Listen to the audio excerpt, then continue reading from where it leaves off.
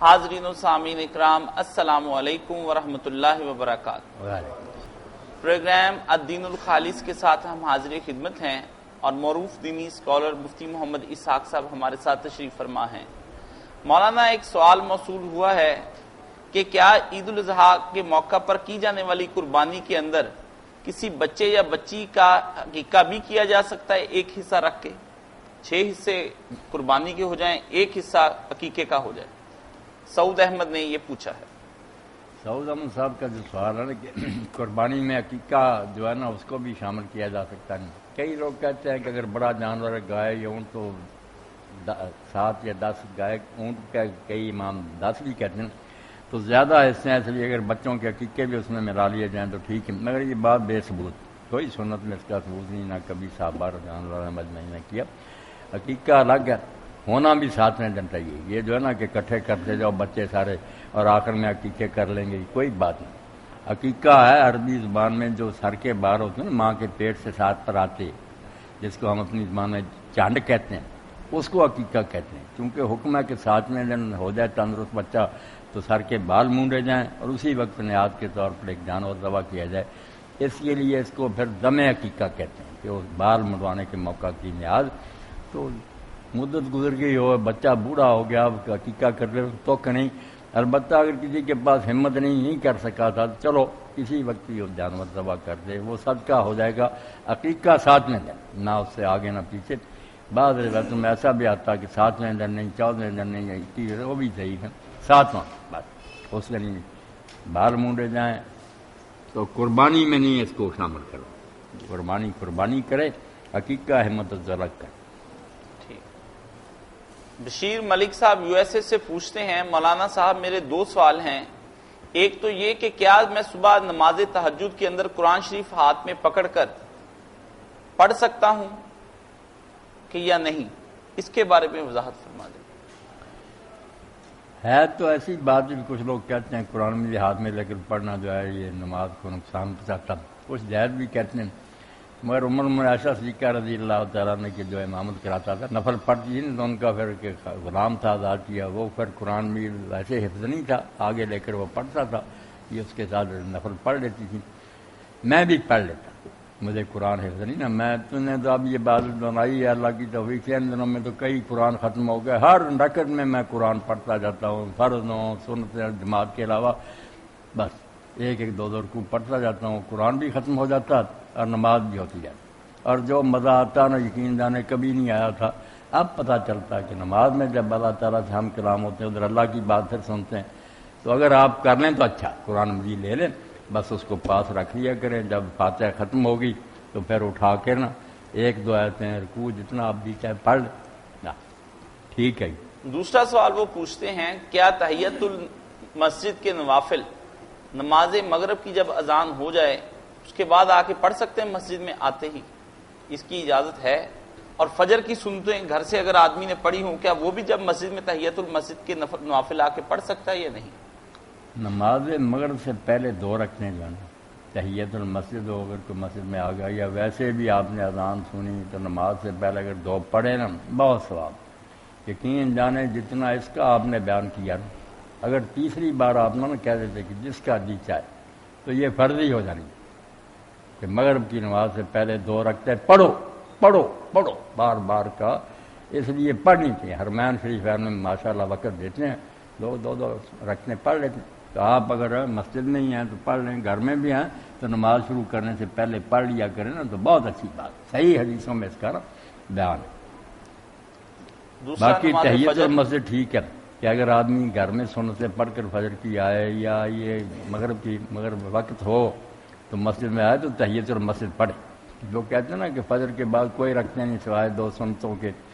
یا عصر کے بعد کوئی نماز نہیں، وہ نمازیں ہیں جو شوقیہ آدمی پڑھنا چاہے، نفل پڑھنے کا ارادہ نا کہ کوئی نفل پڑھے تو تب وہ کہتے ہیں، وہ نہیں وقت ہے۔ اگر ہے نا کوئی ایسی نمازیں جن کیا کوئی سبب ہے، آپ مسجد میں داخل ہوئے، داخل ہونے سے یہ نماز گلے پڑ گئی،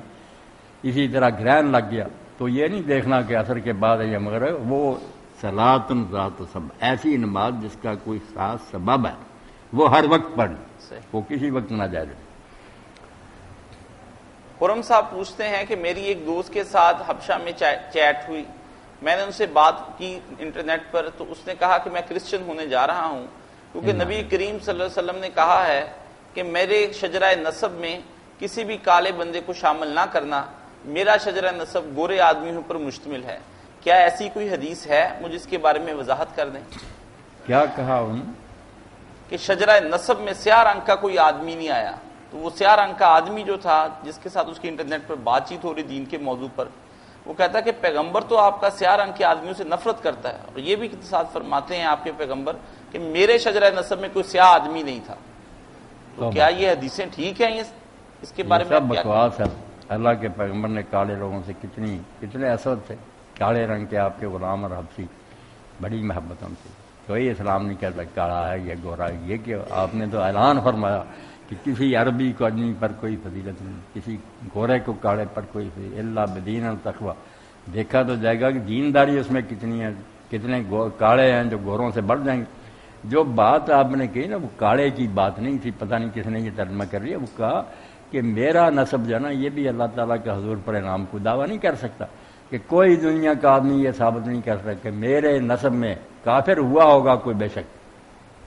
زانی نہیں ہوا، میں حلال سے پیدا ہوتا ہوں۔ صفا کا لفظ میں بیٹا کالا نہیں، بدکاری نہیں آئی، ماشاءاللہ حلال سے پیدا ہوتا ہے ہم نکاح سے۔ یہ بات کہی کہ میں نکاح سے پیدا ہوا ہوں، صفا اور بدکاری سے۔ یہ سارے لوگ جانتے تھے، حضور کا خاندان جاہلیت میں بنا شریف لوگ تھے، بدکار نہیں۔ تو نکاح کا آپ نے فرمایا کہ میں نکاح سے پیدا ہوں، آدم سے لے کر اپنے باپ تک میرے خون میں صفا بدکاری نہیں ہے، کالے گورے کی بات نہیں کی آپ۔ صحیح۔ حسنات اٹلی سے پوچھتے ہیں مولانا صاحب آپ کے خطبات سنتا رہتا ہوں، ان میں سے میں نے سنا ہے کہ ملوکیت بہت بری چیز ہے، لیکن میں نے ایک حدیث میں پڑھا ہے کہ ملوکیت کے ساتھ رحمت کا لفظ بھی اللہ کے رسول نے استعمال کیا ہے، اور وہ سلسلۃ الاحادیث صحیحہ میں علامہ البانی نے بھی بیان کی ہے۔ اسی طرح مستدرک میں عمر بن عبد الخطاب کا بھی ایک قول ہے کہ انہوں نے بتایا ہے کہ ملوکیت کے ساتھ رحمت ہوتی ہے۔ آپ اس کے بارے میں بتا دیں کہ وہ حدیث کیسی ہے اور یہ قول اس کی کیا حیثیت رہتی ہے؟ میرے بھائی بہت اچھا کیا آپ نے، جب صحیح اور واضح حدیث ہے کہ میرے بعد جو ہے نا وہ 30 سال خلافت ہے، پھر بادشاہت ہے، بادشاہت کے ساتھ بھی ملک و نظمت بھی کہی روایتوں میں کہ ظالم بات ہے، وہ اچھی بھی جن میں آتا نا کہ خلافت سے شروع ہوئی، پھر بادشاہت ہوگی اور ملک اور رحمت ہوگا، پھر ملک اور یہ ساری علامہ البانی صاحب کی تحقیق بھی بدلتی ہے۔ انہوں نے جو پہلا ہی حصہ نا 5ویں نمبر پر روایت جو ہے اس کے نیچے پھر لکھا کہ جہاں جہاں یہ آتا نا کہ ملک اور رحمت، طبرانی وغیرہ لکھی ضعیف ہیں۔ اسی طرح آگے جا کر بھی جہاں بحث کی ہے نا کہ امت پر یہ مدارج جائیں گے، پہلے نبوت اور رحمت ہے، پھر خلافت ہوگی، پھر ملوکیت ہوگی، پھر جبریت ہوگی، پھر خلافت آئے گی۔ اس کے تحت بھی لکھا کہ یہی جو ہے نا صحیح ہے، جس میں ملک اور رحمت آتا ٹھیک نہیں۔ 2 جگہ لکھا انہوں نے سلسلۃ الحدیث کے ضعیف ہے۔ باقی جو آپ کہتے ہیں نا مستدرک میں، وہ مستدرک میں نے اسی لیے نکال لی ہے، یہ اس میں آپ سن لیں، 4 جلد ہے اور 473 نمبر پر ہے کہ حضرت عمر رضی اللہ عنہ نے یہ فرمایا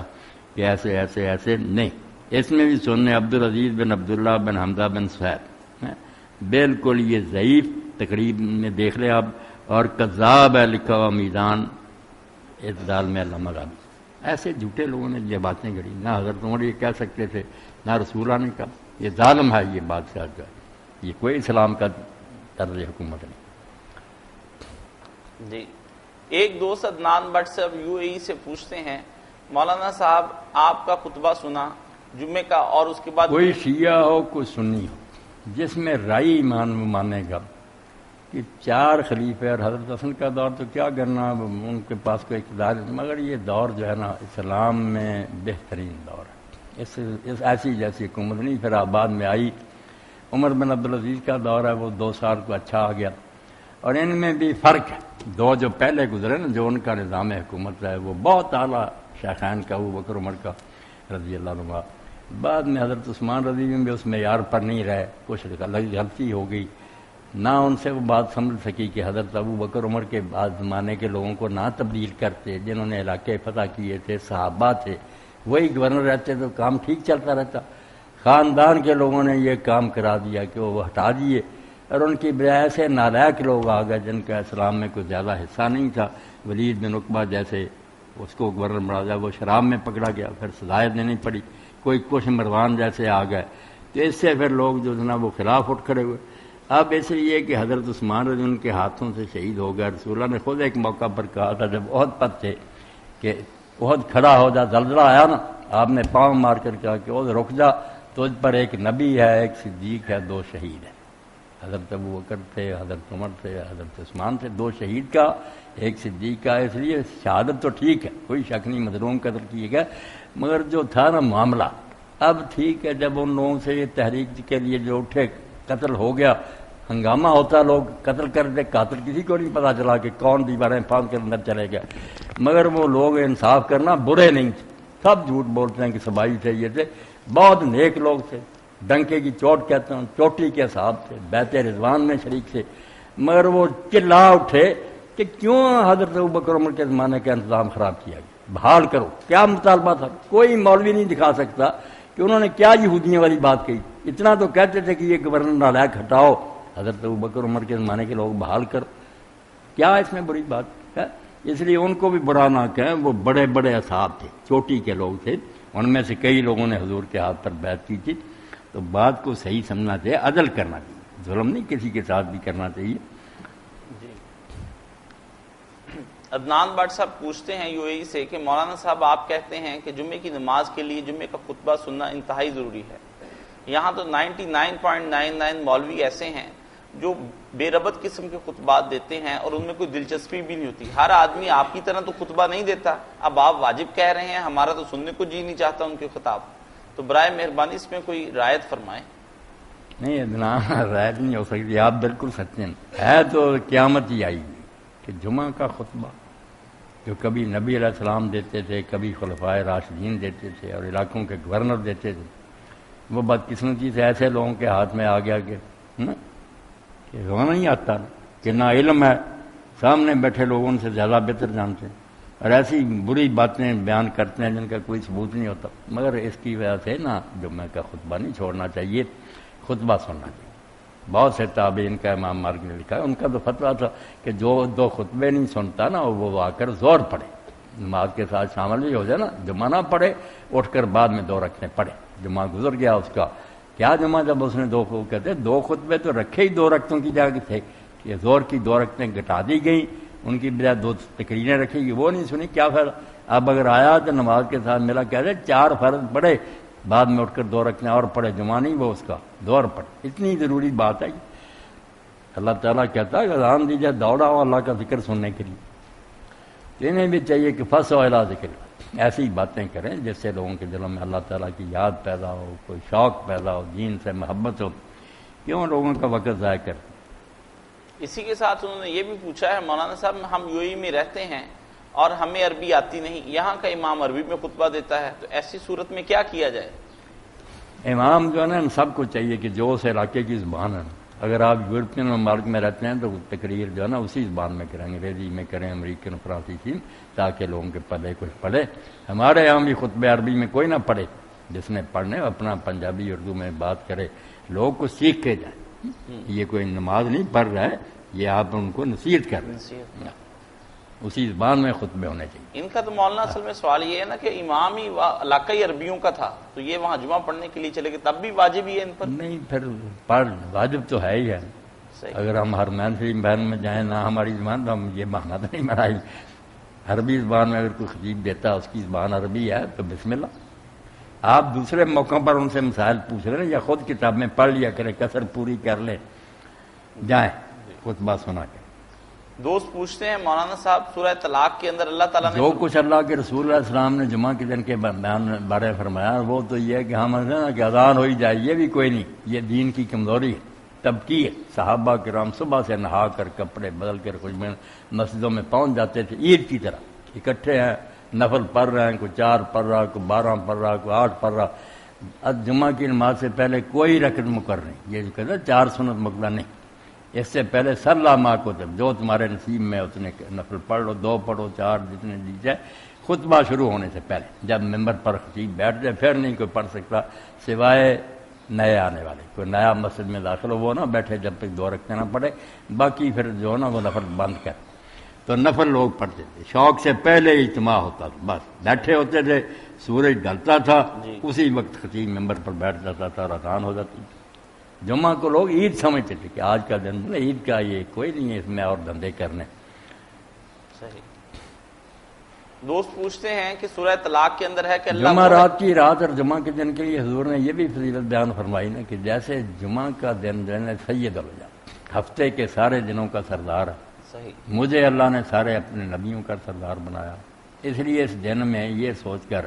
کہ تمہیں اللہ نے اپنا سردار نبی دیا، اس دن اور رات میں مجھ پر درود شریف بہت پڑھو کیونکہ تمہارا درود شریف مجھ تک پہنچایا جاتا ہے۔ تو لوگوں نے پوچھا اللہ کے رسول جب آپ فوت ہو جائیں گے آپ کی ہڈیاں بھی جو نا ریزہ ریزی ہو جائیں گی، انہیں کا خیال سنا کہ عام لوگوں کی طرح، آپ نے فرمایا نہیں، نبی جو ہیں علیہ السلام ان کے جسم اللہ نے زمین پر حرام کر دیے، میرے فوت ہونے کے بعد بھی تمہارا درود اسی طرح فرشتے مجھ تک پہنچاتے رہیں گے، اس لیے درود شریف کی کثرت ہے، ایسے سارا دن میں نا رات میں نا جتنا ہو سکے درود شریف بہت پڑھے۔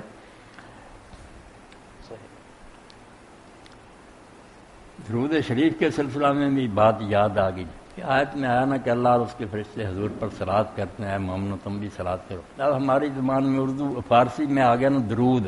تو اس سے بات کوئی سمجھ میں نہ آئی کہ اللہ کیا لوگ کہتے ہیں درود پڑھتا، درود پڑھنے کی چیز نہیں، یہ تو ہم انسان ہیں ہمارے پلے کچھ نہیں اس لیے پڑھتے ہیں، اللہ کو پڑھنے کی ضرورت نہیں۔ درود ہے شاباش دینا، تعریف کرنا، بلے بلے کہنا، کسی کا مرتبہ بلند کرنا، تو اللہ اپنے فرشتوں میں سارے جہانوں میں حضور کی شان بلند کرتا، احسن ثناء ہے،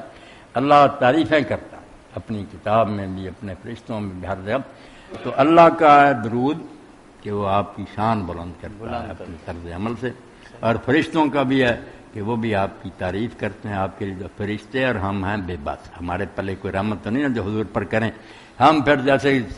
کہہ دیتے ہیں کھلاڑی کو شاباش، اب اس کا ترجمہ کیا شاد باش، خوش رہو، ہم اللہ سے کیسے رکھتے ہیں کہ اللہ اس کو خوش رکھ، اللہ خود رحمت کرتا ہے، فرشتے اور بندے جو ہے نا اللہ سے دعا کرتے ہیں کہ اللہ ہم حضور کا احسان کیا اتار سکتے ہیں، ہمارے پلے کچھ نہیں کہ آپ کی نیکی کا بدلہ دیں، ہم آپ سے درخواست کرتے ہیں کہ تو اپنی طرف سے ہمارا رانا احسان اتار، حضور پاک کو اپنے طرف سے رحمتیں کر۔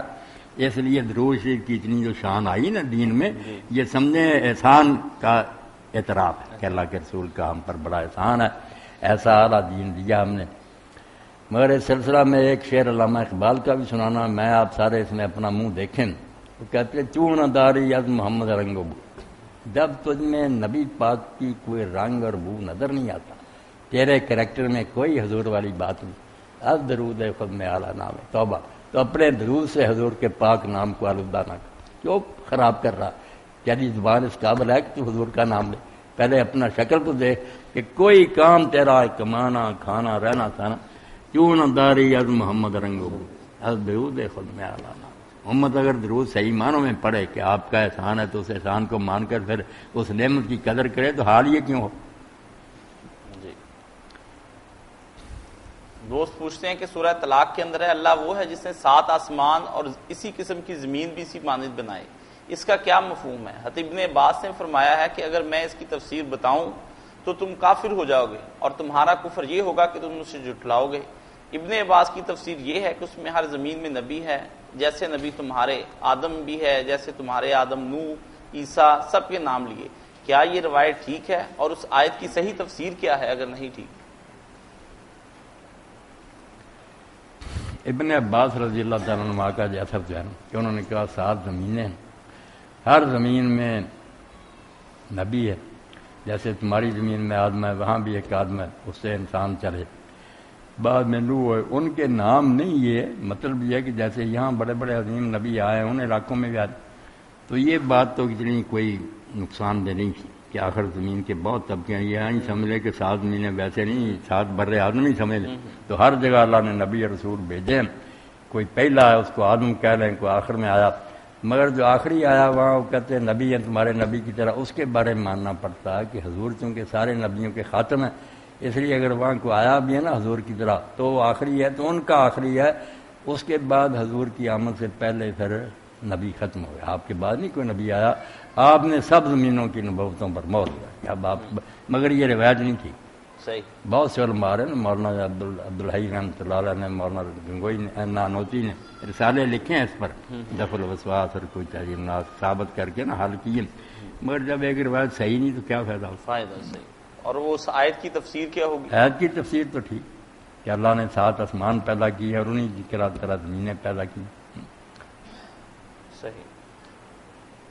اس میں کئی نے مثلہ ہونا سے مراد لیا کہ اسی طرح 7 ہیں، اس نے کہا نہیں 7 کی بات نہیں، کہ جیسے اس نے آسمان پیدا کیے اسی طرح اس نے زمین پیدا کی، انہوں نے الحضی رہنے دے کہ ایک ہی زمین ہے، مگر کہا کہ جیسے اس نے آسمان پیدا کی اسی طرح ان آسمانوں کی طرح اس نے زمین بھی پیدا کر دی، وہی خالق ہے سب کا، اس اکیلے نے بنایا، یہ نہیں کہ آسمان اور نے بنایا زمین کسی اور نے بنایا۔ ذیشان اکبر صاحب پوچھتے ہیں مولانا صاحب یہ فرما دیں کہ جب کبھی مساجد میں جانا ہوتا ہے تو محراب میں روضہ رسول صلی اللہ اور خانہ کعبہ کی تصویریں بھی موجود ہوتی ہیں، تو ایسی جگہ پر جا کر سامنے جبکہ تصاویر ہوں سجدہ کرنا کیسا ہے؟ سجدہ تو میرے بھائی صرف ایسی تصویروں کے سامنے ناجائز ہے نا جو جاندار کی، تو جاندار ہے نا اس کی تصویر بنی ہوئی ہے انسان کی یا کسی حیوان کی، اس کے سامنے سجدہ کریں تو شک ہو سکتا ہے کہ اس کو سجدہ کر رہا۔ یہ جو عمارتوں وغیرہ کی تصویریں ہیں یہ ویسے بھی جائز ہیں اور ان کے سامنے سجدہ کرنے کو کوئی حرج بھی نہیں۔ باقی اگر کسی نامراد کی نیت ہی بری ہے کہ وہ سجدہ کر رہا کعبے کو یا روضہ رسول کو تو اس کی اپنی کم بختی ہے، ورنہ محبت کے طور پر اگر لگی ہوئی تو کوئی بات۔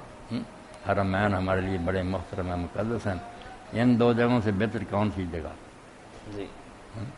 یہی دوست سوال پوچھتے ہیں مولانا صاحب، آج کل مساجد کے اندر 15-15 منٹ کسی کے مرنے کا اعلان ہوتا ہے کہ فلاں کا بھتیجا ہے اور فلاں کا بھائی، یہ اعلان میتوں کے ممانعت کیا ان کی مساجد میں ہے یا نہیں؟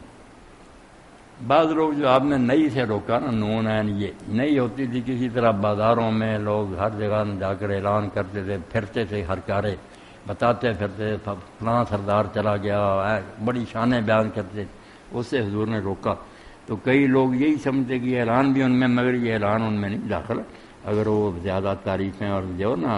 ماتم وغیرہ کی باتیں صرف یہ بتایا جائے فوت ہو گیا جنازے میں شریک کو، کوئی حل جائز،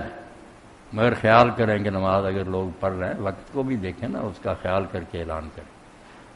ایک دوست نے ایک طویل خط ہمیں لکھا ہے جس میں انہوں نے یہ کہا ہے کہ المرکز الدین الخالص کی بات سن کر دل کو بہت خوشی ہوئی،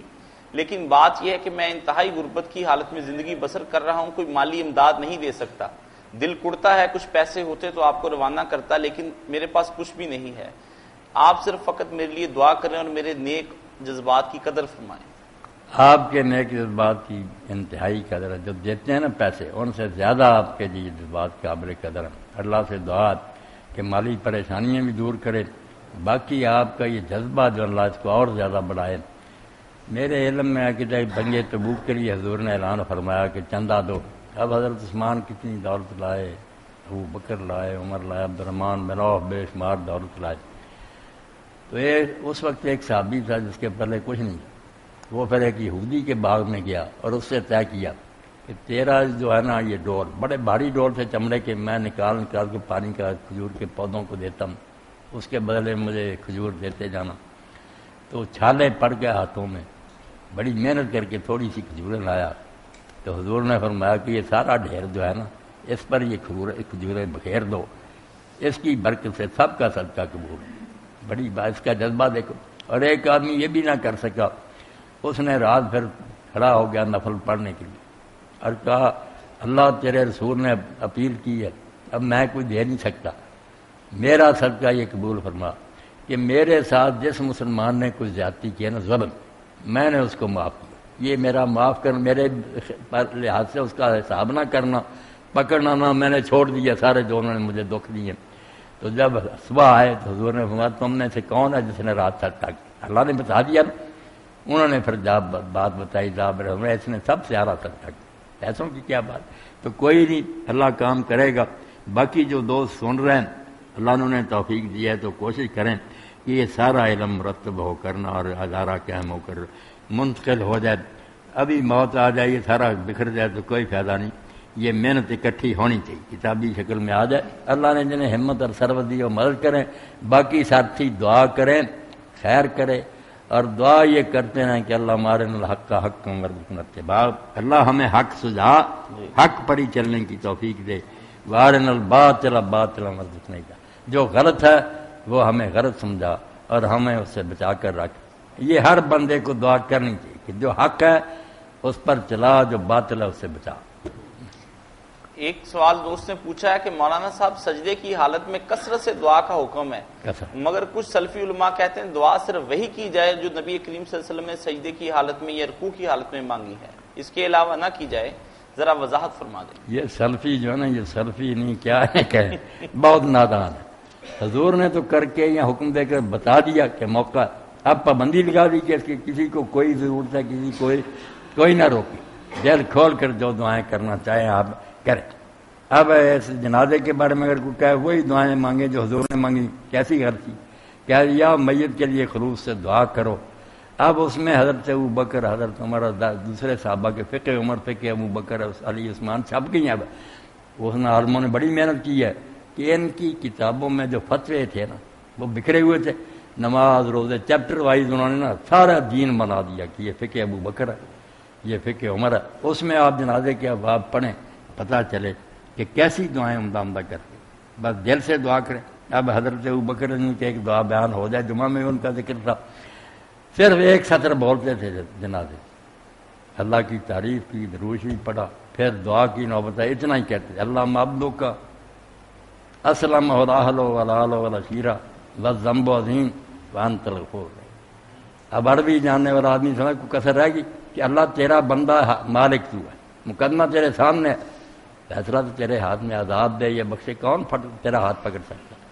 اسلم ولاحل ولال ولشیرہ، اس کے خاندان نے، اولاد نے، قبیلے نے، سب نے ساتھ چھوڑ دیا، کوئی اس کی حمایت نہیں کی، اب اس کے ساتھ نہیں، تیرے حوالے کر دیا۔